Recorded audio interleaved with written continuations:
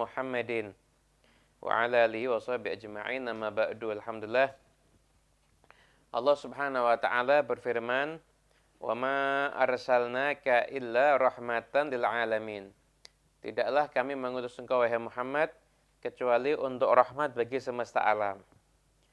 Apabila kita semuanya mentadabburi firman Allah Ta'ala ini, maka kita bisa mendapatkan gambaran yang sangat jelas bahwasanya semua yang terikat di dalam Ar-Risalatul Muhammadiyah, risalahnya Nabi Muhammad SAW ini, semuanya yang ada di dalamnya, baik itu sifatnya perintah, ataupun itu sifatnya larangan, ataupun itu sifatnya ibadah, muamalah, adab, akhlak, semuanya. Semuanya ini pondasinya adalah untuk rahmat. Adalah untuk rahmat. Itu untuk kasih sayang, untuk cinta. Bahkan termasuk ketika ada di dalam risalah yang luar biasa ini, di sini terdapat adanya hukuman-hukuman, terdapat orang-orang yang melakukan pelanggaran, maka juga di situ juga terdapat rahmat. Seperti qisas, hudud, ta'zir dan lain sebagainya. Kemudian setelah itu sesungguhnya Rasulullah SAW itu ada rahmatan lil alamin. Dan rahmat untuk bangsa, untuk tempat di mana beliau berada, rahmat untuk hamba Allah Ta'ala. Sesungguhnya beliau itu ketika di dalam syariat ini ada hukuman seperti orang yang membunuh orang lain, maka dia harus diqisas, dia harus dibunuh dan lain sebagainya, ada hudud, ada ta'zir. Ini semua tujuannya adalah menghentikan iqafan lil mufsid anit tawaghuli fil fasad. Menghentikan pelaku kerusakan untuk terus-menerus berbuat kerusakan. Kemudian mencegah kerusakan itu menjalar kepada yang lain. Dan sungguhnya apabila anggota tubuh seseorang itu rusak, itu berpenyakit, bisa ada penyakit, maka termasuk bagian rahmat itu adanya amputasi. Kenapa? Agar penyakitnya tidak menjalar kepada yang lainnya. Sesungguhnya masyarakat itu seperti satu jasad di dalam pandangan syariat. Sehingga gini, kenapa kok ada aturan uqubah di dalam Islam? Seperti orang yang mencuri dengan catatan tertentu, itu pencuri itu bisa dipotong tangan. Kemudian pelaku minuman keras itu harus dihukum cambuk. Lah, kenapa? Satu, alasannya adalah menghentikan kerusakan itu dari pribadinya. Yang kedua adalah menghentikan agar kerusakan itu tidak menjalar kepada yang lainnya. Kita bisa lihat betapa bahayanya minuman keras sekarang ini. Yang minuman keras yaitu sampai sekarang ini kita bisa lihat karena minuman keras terjadi itu tawuran, sampai ada pertunjukan misalkan musik, walaupun itu haram juga ya. Sebagian itu bisa terjerumus pada perbuatan haram. Kemudian ada yang pakai minuman keras di situ, maka terjadi tawuran, terjadi banyak hal-hal kerusakan yang ditimbulkan karena minuman keras. Begitu juga perzinaan, gimana akhirnya bisa mendatangkan penyakit, begitu. Misalkan perzinaannya dengan alat pengaman dan lain sebagainya, tetap perzinaan itu mengandung dampak-dampak yang buruk di dalam kehidupan bermasyarakat.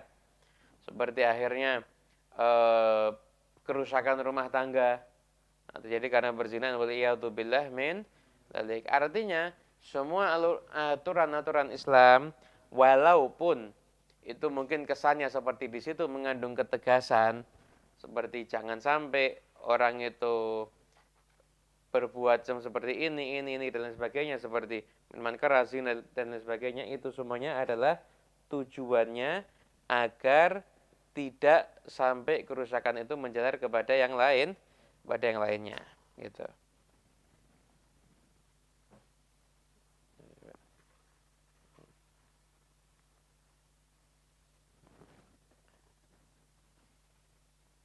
Kemudian setelah itu Risalah Muhammadiyah, risalah Nabi Muhammad SAW ini ja'at berrahmah walirrahmah.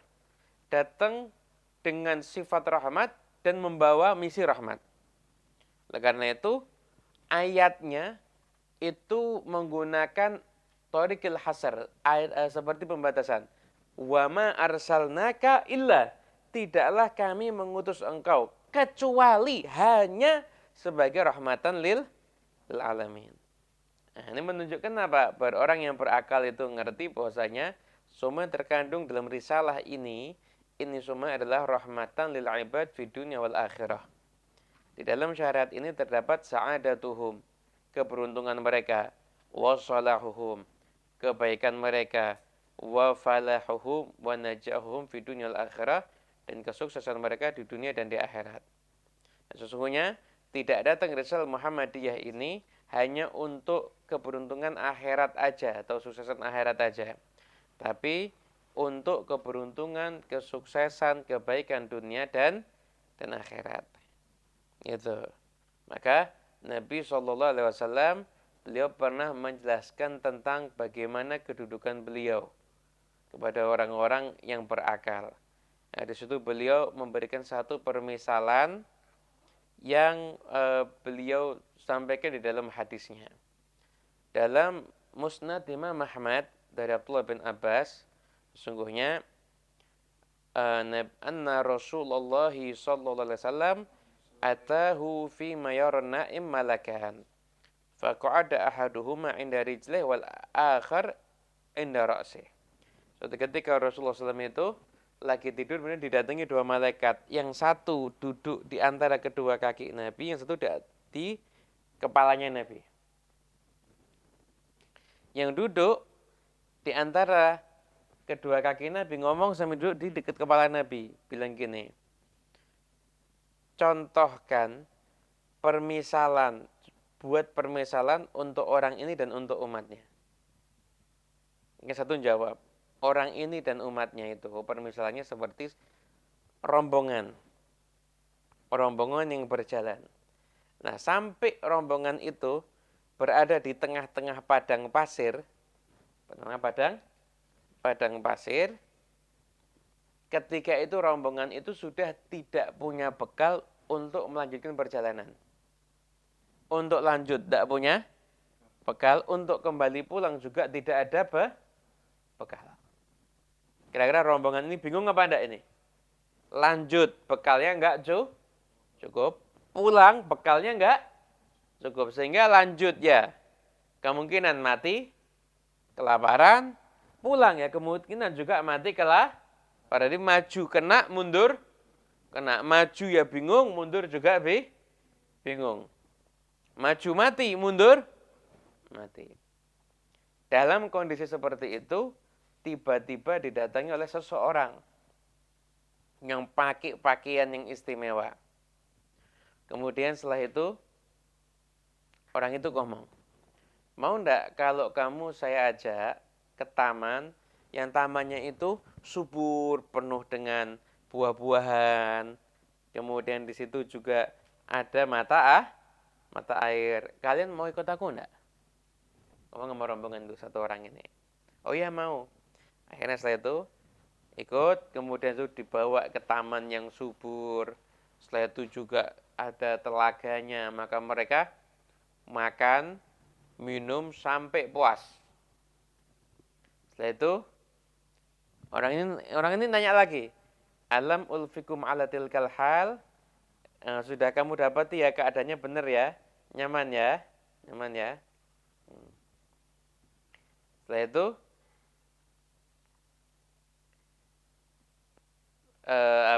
saya sudah ngantar kalian loh ya ke taman yang subur, itu ke telaga-telaga. Sekarang kalian mau ikut aku lagi enggak? Oh mau. Ini ada taman yang lebih subur dari ini. Taman yang lebih subur daripada ini. Mau ikut aku enggak? maka sebagian mau ikut. Sebagian mau ikut, sebagian tidaklah, ini sudah cukup. Ini sudah cukup. Artinya Nabi SAW itu ngajak kepada kebaikan urusan dunia. Dan Nabi juga ngajak kepada kebaikan urusan akhirat. Tapi nggak semua orang mau mengikuti ajakannya Nabi SAW. Nah, sesungguhnya Nabi SAW itu datang membawa risalah yang umum. Risalah ini kafilah wa kafiyah wa wafiyah bijami'i masalihil bashar. Mencakup semua urusan manusia. Dan di dalamnya terdapat keberuntungan untuk manusia dunia sampai akhirat. Fal mu'minun as-sadiqun, adapun orang mukmin yang dia itu bersungguh-sungguh jujur, maka dia akan mengambil semua aturan risalah ini. Semua aturan risalah ini. Dia ambil ajaran Nabi Muhammad SAW ini sebagai pegangan hidupnya dia. Hasilnya apa? Maka dia mendapatkan keberuntungan dunia dan akhirat. Ada yang mukmin yang cuma ngambil untuk kepentingan dunianya saja. Dia dapatnya dunia. Dia dapatnya dunia. Jadi ada orang nggak mau beriman sama Nabi. Tapi dia mau ngambil konsep-konsepnya Nabi SAW di dalam mengatur masyarakat. Ya dia dapat yang diambil konsepnya Nabi. Tapi untuk akhiratnya dia nggak dapat. Paham ya? Kan banyak, sekarang gini, banyak enggak aturan Islam yang dijadikan pegangan? Banyak beberapa penemuan-penemuan yang penting di dunia itu ketika diruntut itu asal mulanya dari kaum muslimin, dari Quran ataupun dari hadis Nabi SAW. Contohnya seperti Nabi SAW itu kan mengajarkan perdamaian. Perdamaian. Nabi SAW itu yang berupaya menghapuskan perbudakan sampai orang itu di antara kafaroh, orang itu suruh memerdekakan budak. Jadi akhirnya dunia ngambil ini ikut Nabi, tapi nggak mau beriman sama Nabi. Ya dunianya dapat, karena ikut Nabi dunianya dapat, tapi akhirnya nggak mendapatkan kebaikan untuk akhiratnya. Itu yang terkait dengan ajarannya Rasulullah Sallallahu Alaihi Wasallam.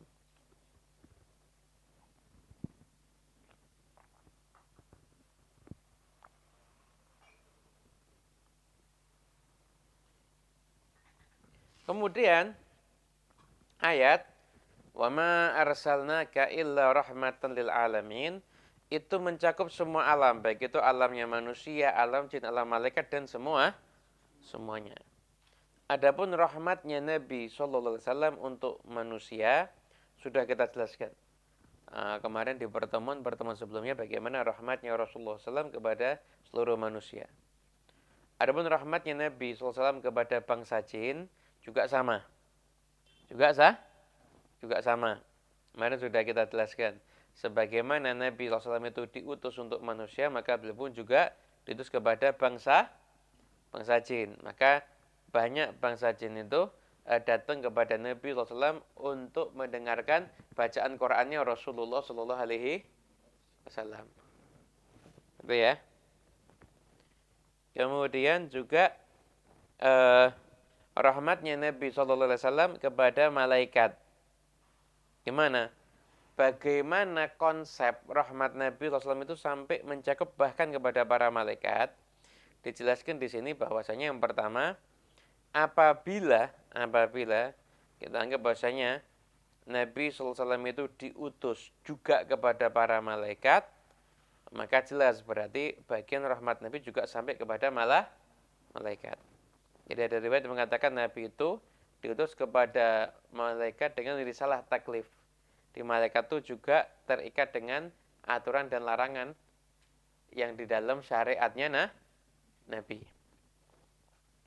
Tapi juga ada pendapat yang mengatakan risalahnya Nabi kepada malaikat itu risalah tasyrif.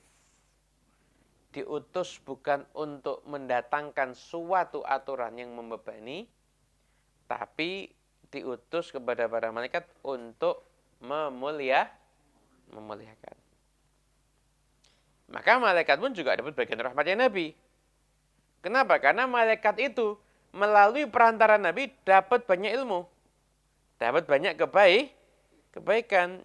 Nah, yaitu apa-apa yang Allah Ta'ala titipkan di dalam Al-Quran. Allah Ta'ala kan berfirman, Kalla innaha tazkirah. Faman sya'a dzakarah. Fi suhufim mukarramah. Marfu'atim mutahharah. Bi aidi safarah kiramin bararah. Jadi Al-Quran itu, yang suhufin mukarramah itu bi aidi safarah kiramin. Itu malaikat juga mendapatkan bagian kemuliaan dari Al-Quran, dan Al-Quran itu diberikan kepada Nabi Shallallahu Alaihi Wasallam. Nah, safarah yang dimaksud adalah malaikat. Fahum yatluna ma adzinallahu ta'ala lahum bihi min tilawati hadzal Qur'anil Karim al-maktub fi shahafihim wa yazdaduna bidzalika ilman wa ma'rifatan bi jalalillahi ta'ala wa 'azamatihi wa hikmatihi. Di malaikat itu yang baca Quran. Karena dengan izin Allah baca Quran yang tertulis di mushaf, sehingga mereka dapat tambahan ilmu, dapat tambahan pengetahuan terhadap kebesaran Allah, keagungan Allah, dan hikmah-hikmahnya Allah Subhanahu. Nah, artinya malaikat pun juga mendapatkan bagian dari rahmatnya Rasulullah Shallallahu Alaihi Wasallam. Artinya bisa dipahami jelas ya. Ini loh. Manusia dapat tidak jatah rahmat dari Nabi? Dapat. Hewan? Dapat. Jin? Jin ada yang masuk Islam kok. Jin ada yang belajar Quran sama mendengar Quran dari Nabi. Dapat tidak jin? Dapat.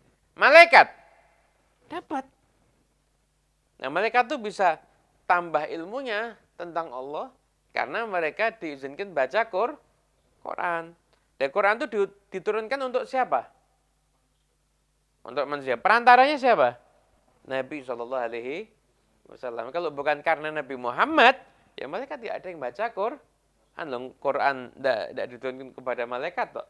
Quran diturunkan kepada Rasulullah SAW hanya saja melewati para malaikat.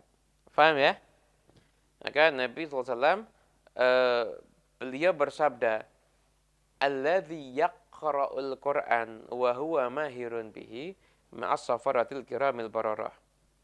Yang baca Quran dalam keadaan dia itu ahli baca Quran, maka dia bersama as-safaratil kiramil bararah, yaitu maksudnya para malaikat yang mulia.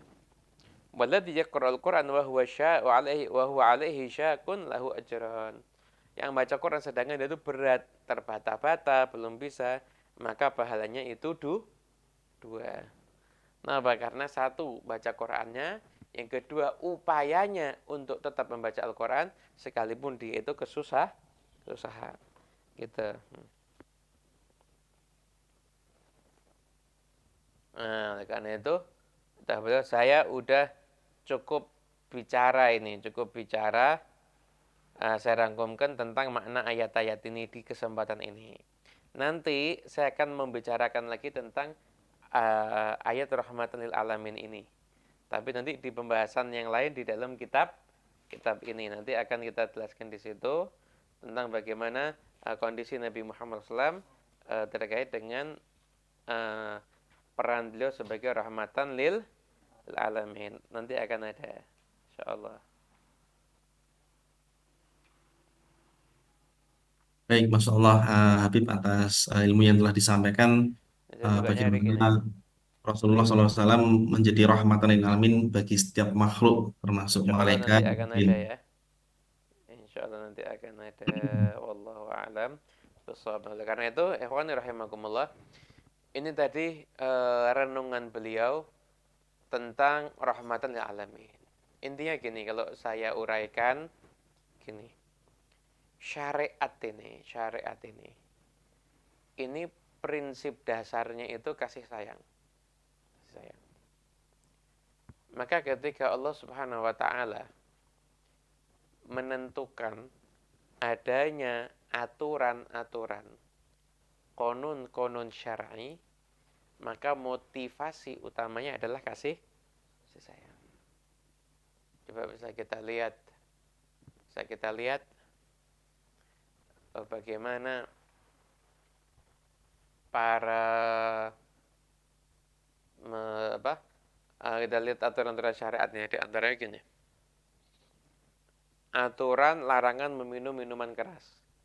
Itu tujuannya untuk apa? Untuk rahmah. Bagi peminumnya di situ mengandung banyak hal yang merusak akal dan kesehatan. Bagi orang lain terkena dampak buruk daripada orang yang sedang dalam keadaan mabuk. Kemudian ketika syariat di situ melarang orang untuk riba, maka di situ juga terdapat banyak sekali hikmahnya. Nah, selama konsep riba orang itu yang tidak mampu kalau ngutang itu harus membayar lah lebih, maka yang terjadi adalah yang kaya semakin kaya dan yang miskin semakin miskin. Gitu. Bahkan Allah Ta'ala berfirman dalam Al-Quran, wa yamhaqullahu riba. Allah Ta'ala akan menghancurkan riba. Artinya nggak ada riba yang mendatangkan kebaikan. Sekalipun mungkin nyata ini uang saya bertambah betul, tapi ada keberkahan yang hilang di situ. Kalau orang itu riba, walaupun zaman sekarang nggak bisa orang lepas dari riba ya. Semua itu mau tidak mau keserempet dari. Ya, katakan dalam hadis tentang akhir zaman kan ada. Saya akan datang satu masa di mana orang tidak akan lepas daripada riba. Kalau dia tidak jadi pelaku, dia kena debunya. Dan kita tetap berusaha untuk kita tidak jadi pelaku. Debunya itu pasti. Karena debunya itu pasti gitu. Tapi tetap yang haram ya tetap hukumnya haram. Kemudian gimana Allah Ta'ala mewajibkan seseorang itu untuk mengerjakan sholat. Kenapa? Apakah Allah Ta'ala perlu sama sholatnya hambanya? Tidak. Mau tidak ada yang sholat sekalipun, tetap Allah Ta'ala itu maha kekuasaannya nggak akan berkurang. Tapi kenapa kok seorang hamba itu harus sholat? Agar dia selalu ingat bahwasanya dia ini di dunia punya Tuhan. Tuhannya adalah Allah dan dunia ini adalah sementara. Setelah ini akan ada kehidupan akhirat.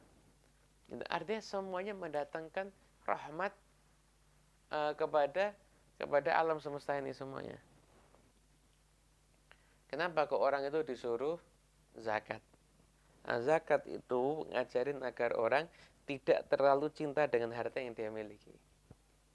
Orang itu kalau punya uang tapi terlalu cinta sama uangnya, itu kayak dia pakai pakaian besi yang semakin lama semakin ngikat dia, semakin lama semakin ngikat dia seperti itu. Ngikat dia terus begitu. Pakaian besinya itu. Hasilnya apa? Hasilnya akhirnya dia semakin lama semakin merasa sempit. Uangnya hilang dikit, bingung. Padahal masih punya banyak. Akhirnya pakai pakaian besi tadi itu. Kalau orang itu bisa zakat, itu dia kehilangan keterkaitan kepada hartanya, maka dia semakin longgar ikatannya itu. Itu termasuk konsep yang diajarkan oleh Rasulullah Sallallahu Alaihi Wasallam. Ada semua syariat ini datang adalah untuk rahmat, untuk rahmat. Puasa, bagaimana sering disampaikan, betapa banyaknya manfaat daripada orang yang berpuasa. Banyak orang yang manfaatnya orang yang berpuasa. Dan semua syariat ini. Orang mencuri kenapa dipotong tangan? Tidak semua pencuri itu dipotong tangan. Jangan dikit-dikit kejam, bukan itu. Bukan itu. Enggak semua pencuri dipotong tangannya loh ya. Semua itu pencuri potong tangannya. Kadang-kadang kalau misalkan Anda naruh motor Anda taruh di luar. Ada itu kuncinya Anda taruh di luar juga. Lo mencuri, ada orang yang mencuri, itu pencuri nggak dipotong tangan. Karena Anda yang salah.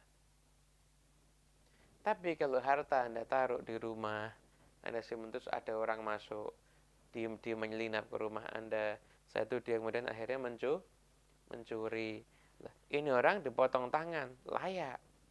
Kenapa? Karena dia menimbulkan dampak buruk, bukan cuma sekedar harta yang dia ambil. Orang kalau sudah punya mencuri, mental mencuri, dia mencuri apalagi kadang-kadang dia mencuri karena naudzubillah min dzalik kecanduan narkoba sehingga tidak punya uang beli, akhirnya dia mencuri. Satu, merugikan orang lain enggak? Orang lain. Itu satu. Dia merugikan orang lain. Satu itu, orang lain. Dua, bisa tidak dia berbuat keburukan yang lebih daripada mencuri? Tiba-tiba mengambil ketahuan, bisa tidak akhirnya membunuh? Bisa kan? Akhirnya mungkin Allah bilang memperkosa. Mungkin aja. Artinya keburukannya banyak. Setelah itu korban pencurian itu, dia tidak cuma kehilangan harta, tapi dia kehilangan ketentraman hidupnya. Karena dia ketakutan, tiap malam mau tidur ketakutan. Sehingga orang yang menimbulkan kerusakan segitu banyak.